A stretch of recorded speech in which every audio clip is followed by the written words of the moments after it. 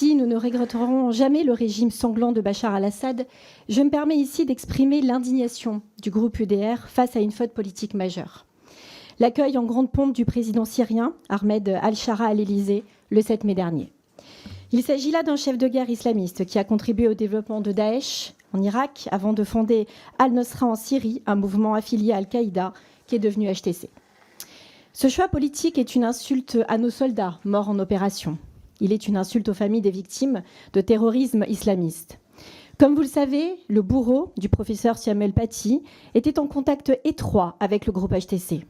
C'est bien cette organisation islamiste qui dirige la Syrie aujourd'hui. C'est bien son chef, Ahmed al-Shara, que vous décidez d'accueillir à Paris.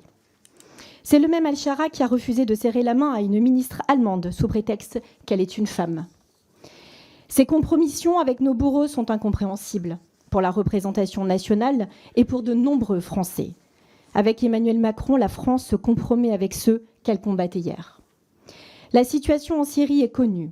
Vous exhortez le dirigeant syrien à défendre les minorités et en parallèle, des groupes islamistes liés au régime, comme l'armée nationale syrienne, commettent des massacres contre les alaouites, les chrétiens et désormais les druzes.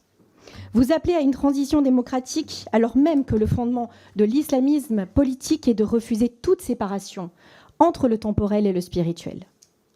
Vous assurez faire primer la sécurité des Français, alors même que les renseignements américains ont confirmé que le gouvernement d'Al-Shara distribue des passeports à d'anciens djihadistes étrangers. Faut-il rappeler que plusieurs dizaines de djihadistes français sont encore en Syrie ?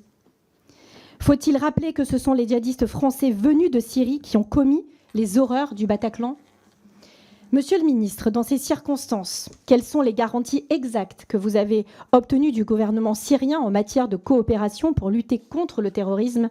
Et quels éléments vous permettent de penser que le régime saura contenir ces nombreux alliés islamistes qui sèment la terreur en Syrie ?